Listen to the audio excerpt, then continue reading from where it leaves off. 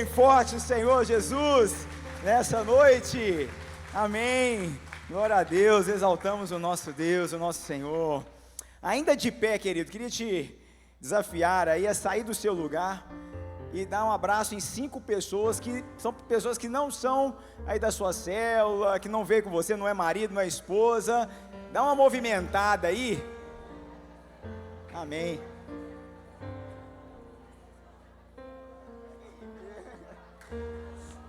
Você tá velho. Sai da hora. Tudo bem, né? Sua esposa tava doida pra te dar um abraço aqui. Você falou que não podia abraçar a esposa. Só que eu não podia.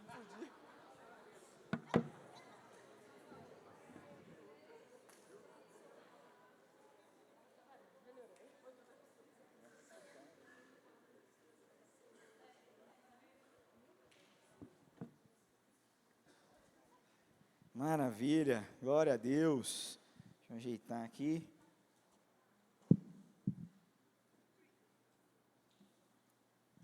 Quem veio do trabalho aí, gente, hoje? Quem já veio direto? Amém.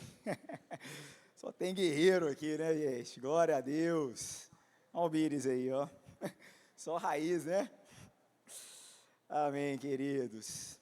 Maravilha, né? Um versículo que já queria trazer para você aí, que vai ter a ver com o que nós vamos conversar aqui hoje.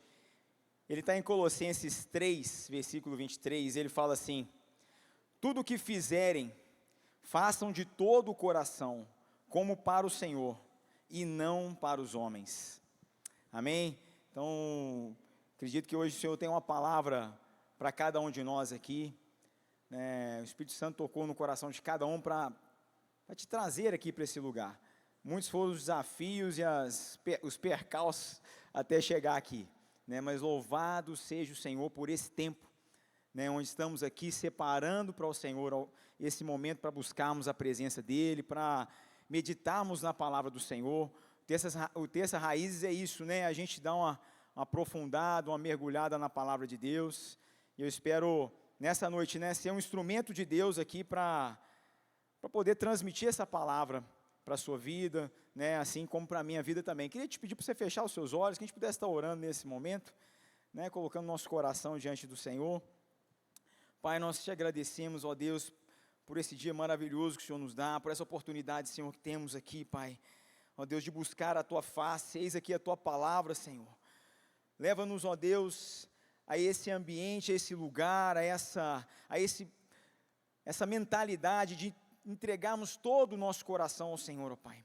A tudo que vier às nossas mãos, fazemos de todo o coração para o Senhor, tudo aquilo que o Senhor confiar nas nossas mãos, toda semente que vier às nossas mãos, ó Pai, queremos ali, ó Deus, fazer o nosso melhor. Nesse momento também, ó Pai, te entregamos esse tempo, esse pequeno tempo que nós temos, ó Pai, colocamos diante do Senhor para que o Senhor venha multiplicar ele, ó Pai, e que nessa hora nossas mentes, nossos corações estejam voltados para o Senhor, guardados pelo Senhor, que o Senhor venha falar aqui nesse lugar, ó Pai, ó Deus, que o Senhor venha ministrar, que a Tua palavra venha ser ministrada aqui nessa noite, ó Pai, que o Senhor cresça e cada um de nós, e que eu possa diminuir também nessa noite, ó Pai, que o Teu nome seja exaltado, Jesus, Tu és digno de toda honra e de toda glória, nós te agradecemos, em nome de Jesus, amém. Amém, queridos? Eu queria falar sobre, dentro desse tema aqui, de fazer tudo que vier às nossas mãos de todo o coração, eu queria falar sobre algo que se chama o poder da diligência. Esse é o tema da nossa mensagem, o poder da diligência. Eu estou fazendo a leitura bíblica aí, tem alguém fazendo uma leitura anual, alguém começou esse ano aí, fazendo aí, desde Gênesis, está vindo aí, e eu cheguei ali nessa fase ali de 2 Reis, e interessante que nesses últimos dias a gente tem ouvido muito sobre 2 Reis, né, sobre Eliseu. No domingo nós ouvimos sobre aquela passagem, né, em que os servos ali, os profetas de Eliseu sugerem edificar um local, então eles vão ali para o Rio Jordão, e aí eles vão, né, e de repente o machado ali cai dentro da água, e Eliseu corta um galho e faz flutuar. Está pertinho, então nós vamos trabalhar um texto que está dentro desse mesmo cenário, durante essa leitura. E eu fui ver alguma coisa a respeito da diligência. Da diligência. Né, o que uma pessoa diligente, quando você, né, quando a gente fala isso, né, tirando um pouquinho aqui, mas pensando de uma forma geral, né, aquele cara bom de serviço, não é verdade? Quando você fala assim, você consegue bater o olho ali, às vezes, um colaborador, um funcionário, um colega de trabalho que destaca ali no serviço, que você coloca uma coisa na mão dele, a coisa anda, um problema cai na mão dele, ele resolve, não é verdade? Não é aquele cara que enrola, não, é aquele cara que rapidamente quer resolver as coisas, né? Então o diligente é isso, ele resolve os problemas, ele planeja, ele antecipa, ele está vendo lá na frente, ele não cruza os braços diante de uma situação, mas ele cria as oportunidades. Você consegue visualizar isso aí? De repente você vai pensar em algumas pessoas, né, que passaram pela sua vida. Ele é aquele cara que trabalha duro para fazer bem aquilo que lhe foi confiado. Não é verdade? Aquilo que coloca na mão dele sai. Ele conhece o tempo certo de agir, ele compreende o que é urgente, o que é importante, o que pode ficar para depois, ele sabe priorizar aquilo que é necessário, ele se esforça para aplicar todos os meios que ele tem nas mãos ali, para fazer aquilo que precisa ser feito. Então, a palavra de Deus, gente, ela fala algumas coisas sobre a diligência, né? Eu vou trazer alguns versículos aqui, que eu não estou tirando aqui da cartola, né? Estamos falando aqui o que a palavra de Deus fala, né? Lá em Provérbios 22, 29, fala assim, olha, viste o homem diligente na sua obra, perante reis será posto, não permanecerá entre os de posição inferior. Então veja só, gente, aquele cara que é diligente, certamente ele vai ser destacado em algum momento da vida dele, vai ter uma oportunidade, uma promoção, alguma coisa, uma porta vai se abrir. Quando fala entre reis, né, ou seja, ele vai estar ali trabalhando junto à gestão de determinado negócio, às vezes no ministério, aquilo que for confiado nas mãos dele, né? Lá em Provérbios 10, versículo 4, fala assim, olha, quem trabalha com a mão ociosa fica pobre, mas o que trabalha com diligência enriquece. Então veja só, aqui a gente começa a ver também os frutos da diligência, né? Quais são os frutos, né? Então, segundo a palavra de Deus, né, a gente vai ver prosperidade, a riqueza, abundância, excelência, honra, progresso, reputação. Tudo isso são consequências de uma pessoa que é diligente naquilo que ela faz. Mais um versículo aqui, olha. Em Provérbios 13, versículo 14. O preguiçoso deseja e nada tem, mas a alma dos diligentes se farta. Interessante que ele faz a oposição aqui sempre do diligente com o preguiçoso. Então a gente consegue compreender os perfis aqui de conduta, de comportamento, né, de empenho. Provérbios 21, 15, os planos do diligente tendem à abundância. Em Provérbios 12, 27, o bem precioso do homem é ser diligente. Então, queridos, a palavra de Deus ela vai falar bastante. Em 1 Timóteo, para a gente sair um pouquinho de Provérbios, né, 1 Timóteo 4,15, fala assim, olha, seja diligente nessas coisas, dedique-se inteiramente a elas, para que todos vejam o seu progresso. Aqui Paulo está falando com Timóteo. Ele fala uma série de coisas para que Timóteo pudesse fazer, para ele exercer o ministério dele, né? E ali no finalzinho do texto, ele fala assim, olha, em tudo isso que eu te falei, cara, seja diligente, seja empenhado, dedique-se, esforce naquilo que lhe foi confiado às suas mãos. Mas o que isso aí tem a ver com o texto aqui de 2 Reis? Né? Então, quando eu estava meditando, gente, passando por 2 Reis, tem uma história ali, uma história bem curtinha, que é a história de Eliseu e a sunamita, aquela mulher sunamita. E essa história me saltou aos olhos, né? Para quem não conhece aí o livro de 1ª Reis e de 2ª Reis são livros históricos, né, que eles vão contar ali a história desde que o finalzinho da vida do rei Davi, a sua morte, a ascensão do rei Salomão, e depois vão contando as histórias dos reis de Israel. Depois o reino divide, né, depois de Salomão, o reino divide entre Israel e Judá, e aí vai contando as histórias desses reis de Israel e de Judá, ao longo desses 2 livros, né, e eles vão terminar ali no momento, até um momento trágico ali desse povo, que é o momento em que o povo de Israel é tomado cativo, né, para a Babilônia, né, por causa da desobediência. E infelizmente a gente vê que a maioria desses reis que passaram aí na história, que é relatada em 1ª e 2ª Reis, eles não seguiram, né, ao Senhor. A maioria deles se afastou do Senhor. E paralelo à história desses reis, esses 2 livros também contam a história de 2 profetas em destaque aqui, né, que é o profeta Elias e o profeta Eliseu, que o sucedeu, né. Então o profeta Elias é aquele profeta famoso, né, que clamou fogo e desceu. Os 400 profetas de Baal construíram um altar, e Elias construiu um altar, e caiu fogo do céu e queimou ali a oferta que Eliseu tinha feito, né. Então havia ali um conflito muito grande, né, e esses profetas, eles carregavam a presença de Deus, né, eles tinham esse ofício, né, de denunciar o pecado que havia ali naquele povo, e também trazer o povo de Israel de volta para a presença do Senhor, de volta em obediência à palavra de Deus. Então esse era o trabalho deles ali. E o texto que nós vamos falar aqui está lá no capítulo, no 2º livro de Reis, capítulo 4, no versículo 8. Eu queria ir lendo e a gente vai comentando aqui sobre o que esse texto tem para nos ensinar a respeito do poder da diligência, né? Vamos ver como que fluiu a história dessa mulher e como que o posicionamento dela fez toda a diferença para que essa história tivesse o seu fim, né? Para que a história tivesse o seu fim. Então, lá fala assim, primeiro versículo, 2ª Reis, capítulo 4, versículo 8, fala assim, olha, certo dia, Eliseu foi a Sunem, e uma mulher rica insistiu que ele fosse tomar uma refeição em sua casa.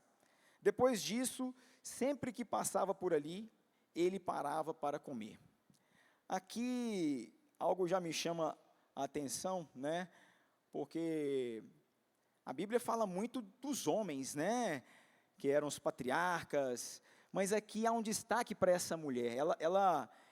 Ela tem um protagonismo diferenciado.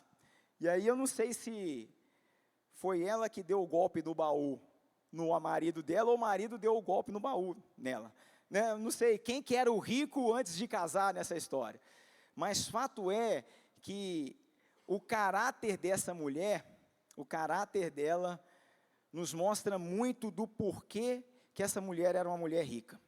E um desses aspectos que nós vamos ver é a diligência que ela tinha.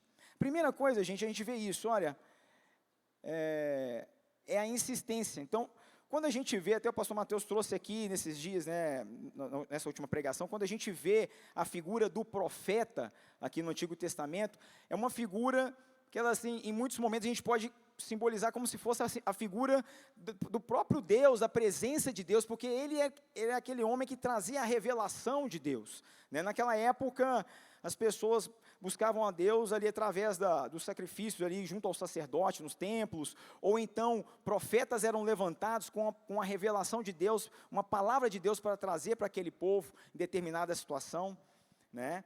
Hoje, por meio de Cristo Jesus, todos nós temos livre acesso ao Pai, amém? O véu que havia no templo foi rasgado, né? Então todos nós temos esse acesso que Elias tinha, que Eliseu tinha, de conhecer a Deus, né? De receber essa revelação de Deus. Hoje todos nós podemos ter esse acesso por meio de Jesus Cristo, por meio do sacrifício dele. Mas naquela época ainda as pessoas, né, acabavam tendo essa referência do profeta, né? Então, o primeiro ponto aqui, queridos, é a respeito da insistência no outro texto, na versão revista e atualizada da Bíblia, o texto bíblico usado é constrangeu. Então aquela mulher, quando ela sabia ou ela percebia que o profeta estava passando pela cidade, ou ia passar pela cidade, geralmente ele ia ficar na casa de alguém. E o que ela fazia, né?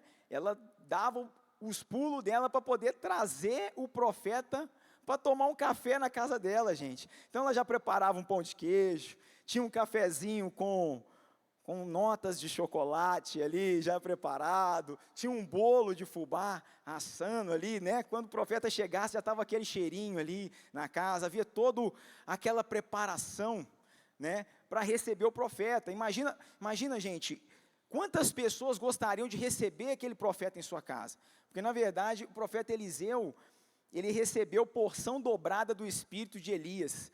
Então, de todos os milagres que Elias realizou, e não foram poucos, Eliseu, ele realizou o dobro desses milagres. Então, onde ele passava ali, você vai vendo no livro, né, a história dele, ele vai sendo acompanhado desses milagres, de manifestações do poder sobrenatural de Deus através da vida dele, né? E algo interessante, né, que essa mulher sunamita, ela teve a percepção, o discernimento, que o profeta Eliseu, ele carregava algo precioso, ele carregava nele algo precioso, né? Então, ela valorizou, né, aquilo que estava ali na vida do profeta. Então, ela fez de tudo para que, ela se empenhou de todas as formas, insistindo, constrangendo, né? É igual a dona Florinda e o professor Girafales, né? Vamos tomar um café? Ah, não vai incomodar? Não, de forma alguma. Ah, depois da senhora. Aí eles entraram. Quem lembra do Chaves aí, gente? Pelo amor de Deus, alguém levanta a mão, né? Não me deixa, não me deixa sozinho aqui, não. Mas era aquela coisa, né, de realmente de convidar, de trazer aquele homem para dentro da sua casa, né? Era a diligência, era a insistência dela em fazer com que, de alguma forma, aquele homem fosse lá, né? Então, o primeiro ponto, queridos, que eu queria trazer aqui, que é algo que é o seguinte: a presença de Deus requer diligência para ser alcançada. Guarda essa palavra, a presença de Deus requer diligência para ser alcançada. Talvez muitas pessoas ali naquela comunidade, ali em Sunem, gostariam de ter um tempo com Eliseu, gostariam de ter uma experiência, de ouvir uma palavra dele, receber uma oração, mas é necessário alguma coisa a mais ali. Então, requereu, para que Eliseu fosse ali, ela insistiu, como se tivesse constrangido ele para vir, né? Houve ali uma busca, uma insistência, para que ele tivesse. Em Jeremias 29:13 fala assim, olha: buscar-me-eis e me achareis, quando me buscarem de todo o coração. Pega essa palavra, de todo o coração. Sabe, nós encontraremos ao Senhor, quando realmente, de fato, queridos, nós estivermos empenhados em insistir. A palavra de Deus fala, né? Batei e abri-se-vos-á. Buscai e achareis. Fala sobre insistir, sobre bater, sobre permanecer, sobre perseverar, sobre, né, estar ali na presença de Deus. E a figura do profeta Eliseu aqui, queridos, a gente pode trazer para nós como a figura do próprio Deus, né, nessa questão da gente buscar a presença de Deus para as nossas vidas, para o nosso lar, para a nossa casa, para a nossa família. Não basta apenas, né, chegar de noite, depois de um trabalho, meia-noite, sentar ali e fazer uma oração de 5 minutos, e deitar para o lado, e achar que a gente está buscando a Deus, sabe? É preciso mais. A palavra de Deus fala assim, buscar-me-eis e me achareis, quando me buscardes de todo o vosso coração. É necessário uma entrega, é necessário buscarmos com toda a intensidade, é necessário essa insistência, essa intencionalidade na busca, né? Isso tem que haver. A pergunta que fica é, será que temos tido essa disposição? Será que temos levado essa busca como prioridade nas nossas vidas? Será que temos sido diligentes em buscar a presença do Senhor? Fica essa pergunta para a gente refletir, né? Aquela mulher sunamita, queridos, deixa eu só voltar aqui. Olha só, ela não fez só isso, ela não fez só o cafezinho, o pão de queijo e o bolo. Ela fez mais. Se você for um pouquinho mais à frente no texto, essa mulher era muito ousada, cara. A gente tem que aprender com ela, porque olha só o que ela fez. Ela reparou o seguinte, olha, ele vem aqui, passa por aqui, ela falou com o marido, amor, esse homem vem, passa aqui na cidade, quando ele vem aqui, eu estou imaginando aqui, tá, gente? Estou criando o meu cenário aqui. É tão bênção quando ele vem, né? Nós recebemos uma palavra, é tão maravilhoso.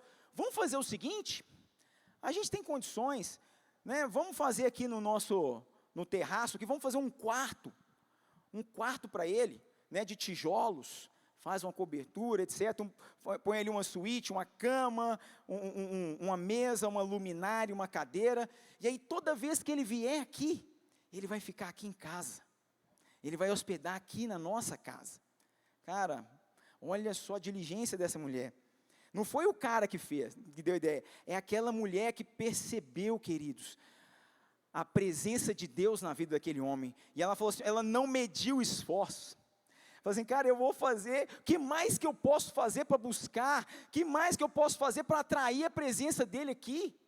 O que mais que eu posso fazer para chamar a atenção, para criar um ambiente, né, que a presença de Deus esteja aqui na nossa casa, aqui na minha casa. Então essa mulher, ela se esforça, ela pega recursos, ela contrata pedreiro, ela faz orçamento e ela, né, pega ali o dinheiro das suas economias, né, vai lá no marceneiro, na loja de móveis, reúne todo aquele material, aquele mobiliário. Ela não construiu só um cantinho, não, fez um quartinho completo para ele, que ele vai chegar, vai ficar tranquilo, vai dormir, né, vai hospedar aqui quando ele precisar, ele vai ter onde ficar.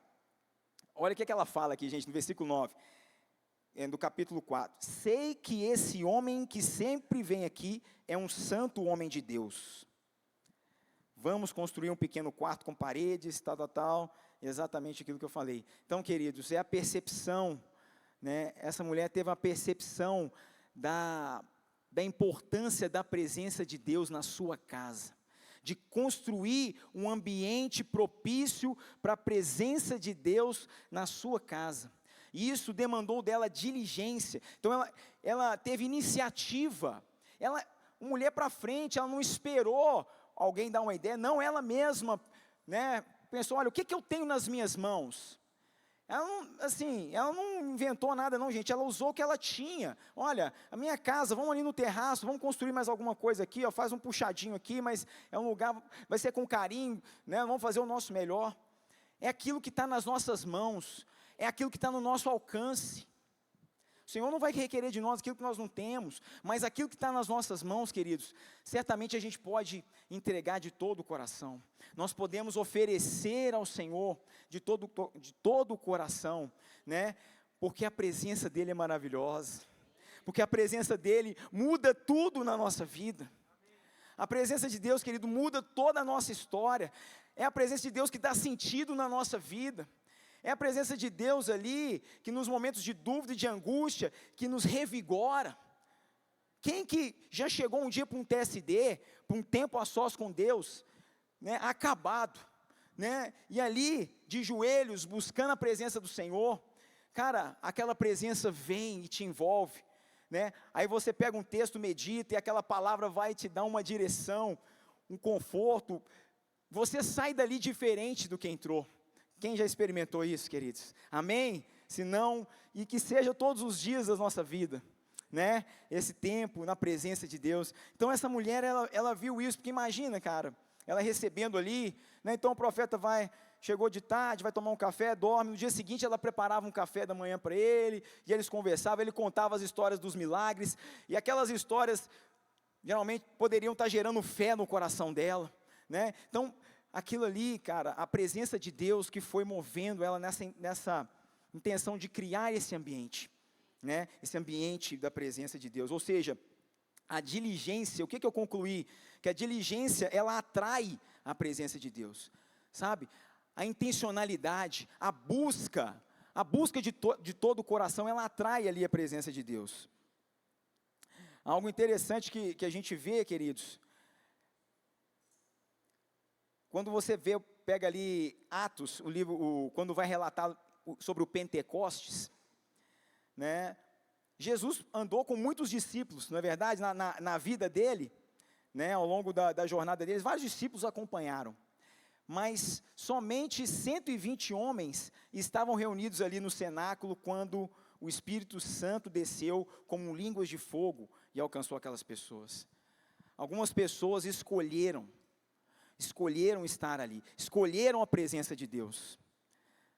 É sobre uma escolha, é sobre as nossas escolhas, é sobre aonde vamos empenhar os nossos esforços, é sobre como vamos priorizar o nosso tempo, sabe? Jesus conta de uma parábola, né, de um homem que tinha um casamento, e ele foi convidar as pessoas para o casamento, e um falava, não, eu não posso porque eu comprei um terreno, vou cuidar dele, não posso porque casei agora, vou curtir isso, sabe? Cara, o Senhor está aqui, e às vezes nós estamos com a nossa agenda cheia para Deus. Então, Senhor, não estou podendo não, porque eu tenho tanta coisa para fazer, tantas outras coisas são prioridades na minha vida, sabe? Mas essa mulher, ela fez do Senhor a sua principal agenda, ela fez da presença de Deus a sua principal agenda, sabe, onde ela empenhou ali, ela realmente mudou o ambiente da casa dela, para que a presença de Deus estivesse ali, né, fosse derramada na presença dela, sabe, a gente percebe, queridos, que a diligência se manifesta por meio da generosidade. Você consegue ver generosidade no coração dessa mulher sunamita? Alguém consegue ver? Cara, não tem como não ver, né? Uma pessoa que abre a sua casa, né? Que dispôs de bens, dispôs de tempo, dispôs de recursos, né? Para servir alguém, né? E o interessante, gente, que essa mulher fez isso sem esperar nada em troca de benefícios. Ela não tinha nenhuma expectativa de fazer isso para receber uma projeção política, uma promoção, algum bem material. Sabe por quê? Porque aqui fala o seguinte, você percebe no texto, que o profeta ficou incomodado com aquela situação, e ele fala com Geazi era o ajudante dele, ele fala assim, Geazi, cara, essa mulher, ela é tão abnegada, ele tem uma das versões fala da abnegação, fala assim, cara, essa mulher é generosa demais, essa mulher nunca vi um negócio desse, ela fez um quarto aqui para nós, o que a gente pode fazer por ela, né? E aí, Eliseu procura a sunamita e fala assim, moça, que assim, quero te ajudar, o que eu posso fazer por você? Será que você quer que eu peça alguma coisa lá para o prefeito, o comandante do exército? Você precisa de algum favor, você precisa de alguma ajuda, algum negócio seu está travado na justiça, você precisa de alguma coisa? Ela falou assim, não, ela fala assim, habito no meio do meu povo, ela fala desse jeito, habito no meio do meu povo, né? O que significa isso? Né? Que ela tinha família, ela tinha uma estrutura, tinha familiares, tinha suporte, tinha uma rede de apoio, né? Que ela não, ou seja, gente, ela não estava fazendo aquilo por interesse, sabe? É a essência do amor, né? Que é um amor que ama sem buscar nada em troca, né? Então, é aquela generosidade que não buscava nada em troca. Apesar de talvez ela até pudesse ter alguma demanda, mas ela não apresenta nada para Eliseu. E olha o que acontece, aí Eliseu assim, não ficou satisfeito, né? Ele falou assim, não, deixa eu dar um jeito. Aí conversou com Geazi, e aí, cara, nós temos que fazer alguma coisa por essa mulher, né? Aí Geazi fala, olha, ela é casada, ela não tem filhos, e o marido é velho. Aí Eliseu tem um clique, né? Olha, então, nós vamos orar agora e ela vai receber um filho. Nós vamos orar por um filho para essa mulher aqui, né? Então, no versículo 16, o profeta fala assim para ela, olha, por volta dessa época, no ano que vem, você estará com um filho nos braços.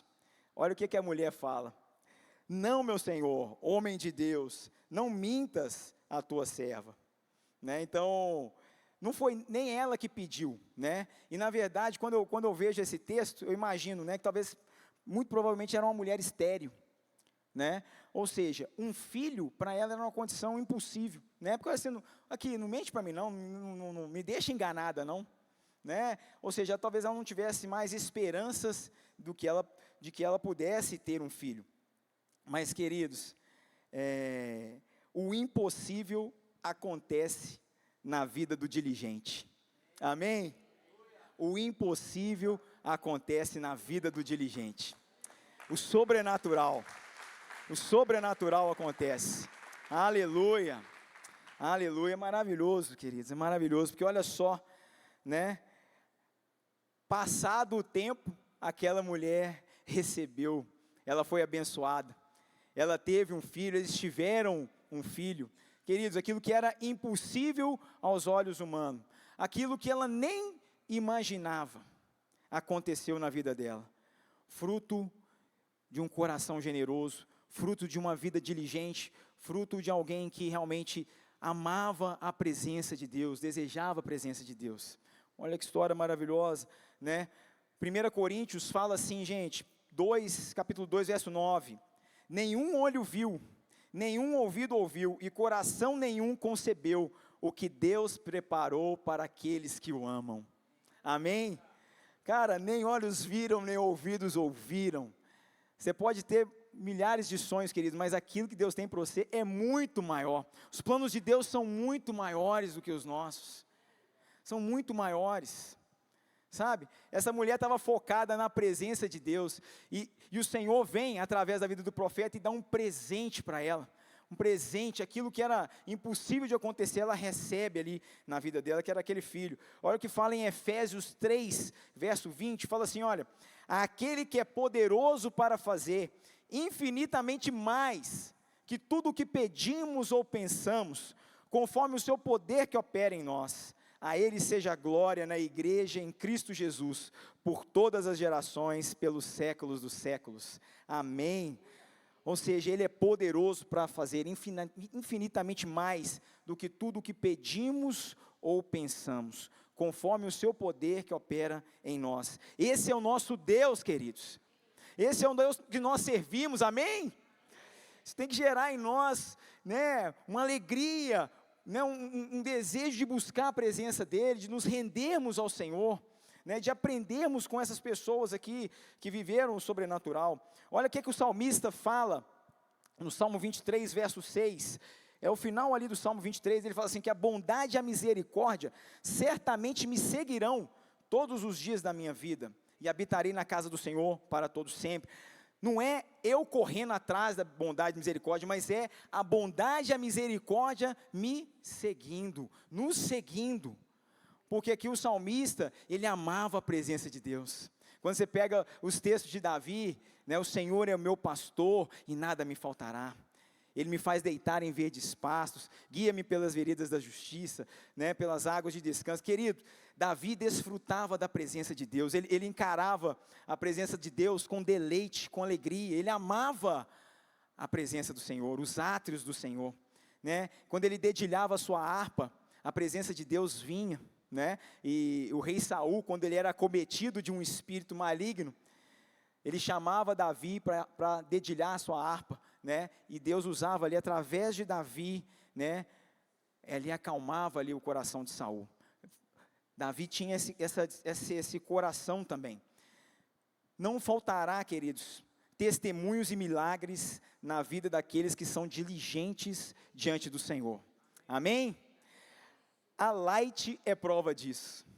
Cara, domingo passado, quem estava aqui ouvindo, né, toda a história dessa casa, dessa igreja, como tudo começou, como as coisas foram acontecendo, não tem dúvida, né, não tem dúvida de que a mão, que a graça, que a bondade e a misericórdia do Senhor foram derramadas aqui, nos alcançaram. O favor do Senhor nos alcançou, queridos. O favor do Senhor tem nos alcançado. Nós estamos vivendo esse momento, né? E a gente pode também, esses milagres e o sobrenatural aqui, eles também refletem nas nossas vidas, né? Nas nossas casas, nos nossos afazeres, nos desafios de cada um. Cabe a cada um de nós, queridos, mergulhar nesse sentido, né, nessa entrega, assim como houve esse coração de entrega, de busca, de priorizar a presença do Senhor, de oração, de jejum, para a gente, né, ver hoje o que nós estamos vendo aqui, né, nós podemos também caminhar debaixo dessa unção, essa unção que está sobre essa igreja, ela também está sobre cada um de nós, basta nós nos alinharmos em obediência à palavra de Deus, queridos, basta estarmos alinhados ao Senhor. Amém, queridos? Os milagres e o sobrenatural de Deus nos acompanharão, na medida que nós formos diligentes na presença dEle. Amém? Próximo ponto aqui, é que na crise, o caráter do diligente, ele é provado. Nós vamos continuar a história, porque a história não parou aí, no filho que a sunamita recebeu, né? A história, ela tem mais emoção, né? Mais emoções nos próximos capítulos. O que acontece, né? Esse menino cresce, e a Bíblia relata que ele foi para o campo trabalhar com o pai, né? Ele foi lá para o campo trabalhar com o pai. E ali no campo, aquele menino ali começou a sentir uma dor forte na cabeça, ele começou a gritar, ai minha cabeça, o pai pegou um servo e falou assim, olha, leve ele lá para a mãe dele, vamos resolver esse negócio. E aquele menino é levado até a mãe, e aquele menino fica ali na parte da manhã, mas ele não resiste àquela doença, e ele morre nos braços da mãe. Isso fala muito sobre os nãos, que muitas vezes chegam para nós, né? Aquelas situações críticas, quando a gente pensa que tudo acabou, quando parece que não havia esperança, parece que Deus não está no controle, parece que estou no meio de uma tempestade, Senhor, cadê? Onde que está o Senhor? Era o que essa mulher viveu, gente. Imagina o chão, essa mulher perdeu o chão, né, temporariamente, mas algo que me chama a atenção, no caráter dessa mulher sunamita, é que ela não parou ali, cara, ela não entregou os pontos, ela não cruzou os braços, sabe, eu fico imaginando assim, cara, ela pensando, cara, Deus me deu, alguma coisa tem que acontecer, eu vou correr atrás, Deus me deu essa criança, esse filho, não fui eu que pedi. Sabe o que essa mulher faz, gente? Ela vai lá, manda um recado para o marido, fala assim, olha, eu preciso de alguns servos aqui para selar uma jumenta, e eu vou lá no profeta, porque o profeta não estava na cidade, aí o marido até fica assim, gente, mas o que está acontecendo? Não é festa de lua nova, não é sábado, não tem culto hoje, não é domingo, né, não tem terça-light, o que você vai fazer na igreja, uma quarta-feira? Não preocupa não que eu estou indo lá, eu só preciso, né, de um servo aqui, de um jumento. Aí a Bíblia relata que ela sela esse jumento, pega uns servos e ela vai em direção aonde aquele profeta estava, salvo engano ali no Monte Carmelo, né? E queridos, né, ela providencia essa comitiva, né? E chegando até o profeta, Eliseu já vê como que ela está, e ele fala assim, olha, ô Geazi, vai até a casa dela lá. Aí ela conta a história, né, ela conta a situação, né, que realmente ela tinha perdido o filho, e aí o profeta manda Geazi levar o bordão dele até a casa, para que colocasse o bordão sobre a criança, para que a criança fosse curada ou ressuscitasse. E aquela mulher, só que ela não fica satisfeita, deixa eu achar o versículo aqui, né, ela chega diante do profeta e fala assim, olha, pedi eu a meu senhor algum filho? Não disse eu, não me enganes? Né, aí ela coloca diante do profeta, né, ela coloca diante dele o problema, ou seja, ela apresenta ali ao Senhor a sua dificuldade, né. Ela poderia, gente, ter cruzado os braços, falar, não, é isso mesmo, deixa do jeito que está, mas aquela mulher, ela foi, quando fala buscar o profeta, é como se ela estivesse indo buscar a presença de Deus, porque ela recebeu aquela palavra do profeta. Então ela falou assim, agora eu vou lá, porque se ele me deu essa palavra, eu recebi essa bênção, ele também vai resolver isso, né? Ela colocou diante de Deus aquela situação, e aquela mulher, ela não arredou o pé daquele lugar onde o profeta estava, enquanto ele não foi com ela até a sua casa. Aqui eu estou falando sobre a diligência, queridos, sobre a insistência, sabe? Sobre não desistir, sobre perseverar. O profeta deu uma alternativa aqui, ó, vai meu ajudante lá, vai resolver. Ela falou, não, eu não saio daqui enquanto tu não fores comigo. É igual Moisés quando falou, né, Senhor, eu não vou, se a tua presença não estiver comigo, nós não vamos avançar. Sabe, é sobre clamar a presença de Deus nas nossas vidas. Senhor, o Senhor está aqui no meu negócio, nessa dificuldade, é colocar a sua tribulação, aquilo que está te atribulando, aquela situação diante do Senhor, e Senhor, eu não vou sair da tua presença enquanto essa situação não for esclarecida, enquanto não for resolvida. É não desistir, queridos, é continuar no clamor, é continuar na busca. Então ela ficou ali, ela insistiu mais uma vez, né, até que o profeta resolveu acompanhar. Ele falou, não, com essa mulher não tem jeito não, essa mulher aqui, ela é para frente, ela não tem como não, ela sabe o que ela quer, ela tem as convicções, ela é convicta, ela tem convicção, ela não arredou o pé, e ela insiste ali com o profeta para que ele acompanhasse, né, e aí aquele homem, então o profeta chega na casa, ela tinha colocado a criança sobre a cama onde o profeta dormia. Ela foi colocada exatamente ali, ela deixou a criança deitada naquela cama. E o profeta vem até a casa, e aí a palavra de Deus fala que ele deita sobre a criança, mão com mão, boca com boca, olho com olho, ele fica deitado em cima do menino. E a palavra de Deus fala que o corpo do menino aqueceu. Aí fala que ele levanta, deu uma volta no quarto, o menino ainda não tinha levantado, e ele volta, deita em cima do menino de novo, e aí o menino espirra 7 vezes, e recobra a vida. Se alguém tiver, aí ó, está o texto aí, 35, então se levantou e andou no quarto uma vez, de lá para cá, e tornou a subir e se estendeu sobre o menino. Este espirrou 7 vezes e abriu os olhos. Glória a Deus, querido, glória a Deus. Sabe, foi fruto da diligência daquela mulher, você consegue ver isso? Você consegue ver que foi ela que buscou, ela correu atrás, ela viu, o mundo dela tinha caído, cara, o chão dela tinha acabado, ela teria todas as justificativas para poder entrar em crise, não, que nunca mais eu quero Deus, de xingar tudo, né, de virar as costas para o Senhor, de largar a igreja. Mas o que aquela mulher foi? Ela foi exatamente buscar o Senhor, ela foi buscar o profeta, ela foi buscar a fonte daquela bênção, né? A diligência dela, me arruma aqui a jumenta, preciso disso, preciso daquilo, ela não esperou, queridos, ela não deixou o tempo passar, ela não deixou, enquanto aquilo não foi resolvido, havia uma urgência no coração dela, né? Essa diligência de resolver, né? Então ela conseguiu, queridos, se o filho foi um milagre, imagina a ressurreição daquela criança,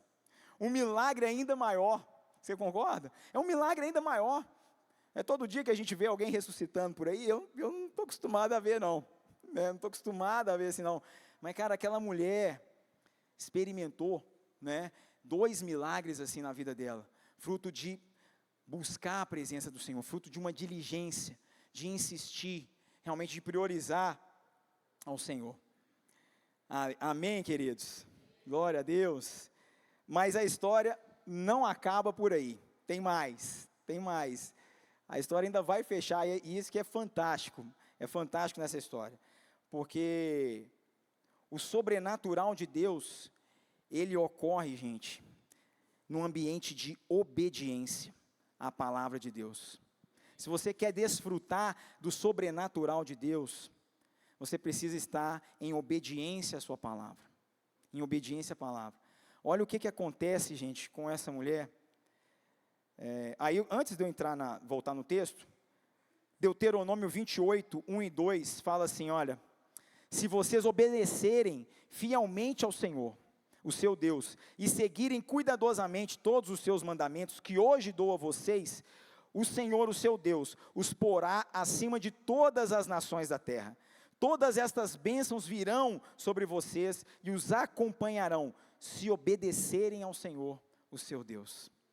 Amém, queridos? Quando você pega o texto de Deuteronômio 28, é maravilhoso. As promessas de Deus, elas são maravilhosas, mas elas requeriam obediência. E a obediência, ela está ligada à diligência também, porque para obedecer, você precisa ser diligente, você precisa observar os mandamentos, né? Guardar os mandamentos, ler, conhecer, seguir, isso demanda diligência da nossa parte. Veja o que acontece, né? Quando a gente avança 4 capítulos ali no livro de Reis, vamos lá para 2 Reis 8, existe mais um pouquinho da história dessa mulher sunamita. Vamos ler lá o texto, que é um texto curtinho, 2 Reis 8, do 1 ao 6. Deixa eu jogar aqui. 2 Reis 8, do 1 ao 6. Fala assim, olha, Eliseu tinha prevenido a mãe do menino que ela havia ressuscitado, a sunamita: saia do país com a sua família e vá morar onde puder, pois o Senhor determinou para esta terra uma fome que durará 7 anos. A mulher seguiu o conselho do homem de Deus. Repete comigo: a mulher seguiu o conselho do homem de Deus. Amém, amém. Partiu com a família e passou 7 anos na terra dos filisteus. Ao final dos 7 anos, ela voltou da terra dos filisteus e fez um apelo ao rei para readquirir a sua casa e as suas terras. Lembra que essa mulher era uma mulher de posses, era uma mulher rica, mas teve que largar tudo. O rei estava conversando com Geazi, servo do homem de Deus. Lembra? Geazi, que é o auxiliar de Eliseu, e disse, o rei estava conversando com ele, falou assim, olha, Geazi, conte-me todas as grandes realizações de Eliseu. Olha só, cara, que loucura. Enquanto Geazi contava ao rei como Eliseu havia ressuscitado o menino, a própria mãe chegou para apresentar a sua petição ao rei, a fim de readquirir a sua casa e as suas terras. Geazi disse, rei, essa é a mulher, rei meu senhor, e esse é o filho dela, a quem Eliseu ressuscitou. O rei pediu que ela contasse o ocorrido, e esta relatou os fatos. Então, o rei, designou um oficial para cuidar do caso da mulher e lhe ordenou: devolva tudo o que pertencia a ela, incluindo toda a renda das colheitas, desde o dia em que saiu do país até hoje. Glória a Deus, gente. Aleluia. Aleluia. Olha que história maravilhosa, queridos, né?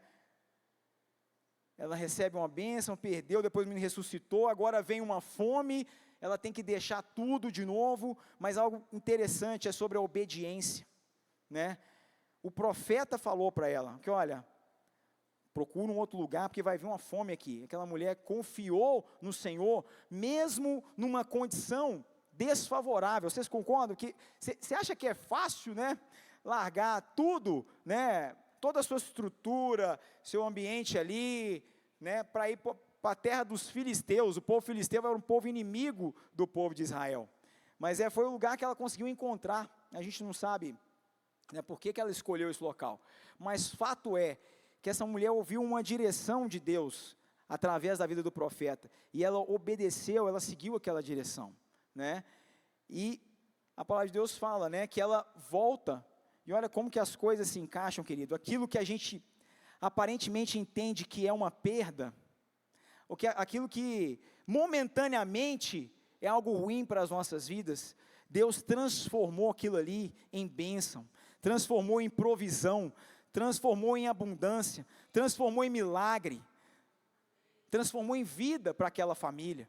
Porque, cara, não é coincidência, mas é a pessoa estar em obediência à palavra de Deus, né, a vontade de Deus se cumprindo, porque ela, né, mas por que o profeta foi perguntar das histórias de Eliseu? Mas olha só, a mulher, ela chega exatamente na hora que Geazi está contando dos grandes feitos de Eliseu, e aí ele bate de cara com a mulher, entrando ali na porta do palácio, ali, ela mesma vai contar, não tinha ninguém melhor para testemunhar aquilo que Deus tinha feito.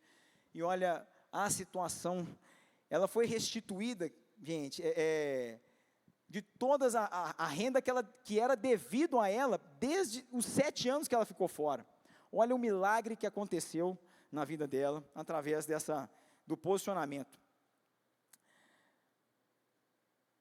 Uma momentânea desgraça se tornou combustível para que aquela mulher buscasse o profeta e conseguisse a ressurreição do seu filho. Esse milagre transcendeu o menino e foi o responsável pela restituição de tudo que ela tinha direito quando chegou o tempo de crise. Olha como Deus faz na nossa vida, né? Como as histórias acontecem na nossa vida, né? Ficam as perguntas, queridos, para nós, né? E aqui eu já queria estar encerrando, chamar a banda, se puder subir para a gente, né? Se tivesse mais tempo a gente ia mais, né, pastorzão? Mas eu queria deixar algumas perguntas, gente, para a gente refletir nessa noite, né? Algo que possa, essa história, ela falou muito comigo, né? Ela me deu uma sacudida sobre posicionamento, sobre intencionalidade, sobre obediência, sobre honra, sabe? Sobre buscar conselho nas pessoas certas. Aquela mulher, ela deu ouvido àquela liderança, sabe? Havia uma crise naquele lugar, né? E como ela estava alinhada ali, ela estava no ambiente da presença de Deus, né? Ela recebeu ali uma direção do Senhor através do profeta, para que ela pudesse tomar um rumo ali diante do momento de crise. Talvez outras pessoas não tiveram aquela informação, mas ela estava na presença de Deus, ela estava ali, né? Quando a gente fala, né, que Eliseu estava ali frequentando a sua casa, ou seja, a presença de Deus era prioridade na vida dela. Então, num momento de dificuldade, uma revelação de Deus veio para que livrasse ela de uma situação pior. Mas é por quê, queridos? Porque ela estava posicionada, porque o coração dela tinha a presença de Deus como prioridade, tinha o Senhor como prioridade, né? Porque havia generosidade, havia honra, ela reconhecia a presença de Deus no profeta, na liderança, sabe? Será que nós estamos procurando os nossos líderes para, às vezes, uma situação de uma decisão? Ou será que nós estamos tomando decisões precipitadas? Sabe? Deus levantou aqui nessa casa liderança, pastores, homens de Deus, os líderes de células, supervisores, homens, né, que estão aqui para servir, exatamente para ser instrumento de Deus nas nossas vidas. Para que em momentos, né, decisivos, a gente possa consultar ao Senhor, mas também dar ouvidos, né, buscar ali um conselho, buscar uma direção de alguém que Deus levantou como autoridade nas nossas vidas. Assim como aquela mulher também reconhecia a autoridade do profeta sobre a vida dela. Tanto que, para uma situação tão difícil, ela obedeceu. Por quê? Porque ela confiava no profeta. Porque realmente o profeta ali era uma autoridade sobre a vida dela. E algumas perguntas, queridos, que para finalizar, né, que a gente possa, né, talvez ficar um pouco incomodado, mas eu creio que a palavra de Deus, ela vem para isso, né? Mas eu me pergunto, será que eu tenho sido diligente na busca pela presença de Deus, no meu dia a dia, no meu tempo a sós com o Senhor, dentro das 24 horas que eu tenho? Cada um de nós tem 24 horas no dia, né? Será que, como que eu estou? Eu me pergunto, será que eu tenho atraído a presença do Senhor por meio do meu agir, da minha entrega, do tempo que eu dedico? Será que, gente, a palavra de Deus fala que nós somos a habitação do Senhor. Ele fala assim, que ele não escolheu morar em templos feitos por mãos humanas, mas Ele escolheu habitar em nós. Amém? Ele escolheu habitar em nós.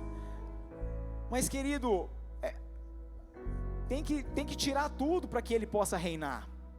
Ele é rei, Ele é Senhor.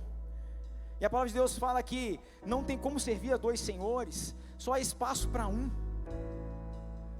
Eu me pergunto, né? Será que eu tenho atraído através da minha diligência? Será que eu tenho insistido? Será que eu tenho batido a porta? Será que eu tenho realmente clamado ao Senhor diante das questões que estão na minha vida, né? Qual que é a minha fome e sede de Deus? Quando eu olho para essa mulher sunamita, eu consigo enxergar a fome de Deus. Eu enxergo sede de Deus. Eu enxergo uma mulher que queria, era como aquela mulher que sentou aos pés de Jesus, enquanto Maria, né? Enquanto Marta estava com muitos afazeres, Maria largou tudo e sentou aos pés de Jesus, porque não tinha nada mais importante do que ouvir a palavra de Deus, do que a presença de Jesus. Não tinha nada, não há nada mais importante, meu irmão, minha irmã, não há nada mais importante do que a presença de Deus nas nossas vidas. Nada mais importa. Não adianta ter tudo, não adianta ter bens, não adianta ter riquezas, se eu não tiver a presença de Deus. Tudo isso vai passar, as riquezas vão passar, mas o Senhor permanece para sempre. A palavra de Deus permanece para sempre. Ele nos chamou para sermos habitação dEle, para sermos morada. Ele bate na porta do nosso coração, Ele bate na porta do seu coração, querido, para fazer morada, para entrar, realmente para ser Senhor, para preencher a sua vida, para dar um novo sentido. Cara, é hora de entregar. A Sunamita nos ensina sobre entrega, ela nos ensina sobre entregar, sobre abrir o nosso coração, abrir a casa. Abrir a casa é abrir o coração, é se render à presença de Deus, é deixar Ele entrar, é deixar Ele fazer a diferença, é deixar o perfume de Jesus entrar na nossa vida e mudar o nosso cheiro, o nosso ar. Sabe como que, né? Como vai fluir? Ele nos faz fontes de águas vivas. Ele nos faz fontes de águas vivas. Aquele que beber da água que eu lhe der, jamais terá sede, e do seu interior fluirão rios de águas vivas. O Senhor te chamou, querido, para fluir, para que você seja um canal do fluir de Deus, para que a sua vida seja como dessa mulher, milagre atrás de milagre, o sobrenatural fluindo através das nossas vidas, por meio de uma vida de diligência, de obediência, sabe, de priorizar aquele que precisa ser priorizado. Para onde os meus recursos estão indo, sabe, onde eu tenho investido, onde eu tenho investido os meus recursos? Será que há generosidade no meu coração? Será que eu tenho agido com honra para com o meu Senhor? Como que tem sido, queridos, os momentos de generosidade, de entrega aqui? Será que eu tenho trazido um trocado diante do Senhor, ou eu tenho trazido algo de valor? Será que eu tenho trazido algo, sabe, como que tem sido? Você pode enganar qualquer um de nós, eu posso enganar qualquer um aqui, mas o Senhor a gente não engana. Caim tentou enganar o Senhor, apresentando uma oferta qualquer, enquanto Abel pegou as primícias, ele pegou o mais bonito, o precioso, e entregou ao Senhor. Sabe, fala sobre o nosso coração, como tem sido o meu caráter durante as provações. Será que eu estou buscando a presença de Deus nesses momentos de crise? Ou da minha boca tem saído murmurações, reclamações?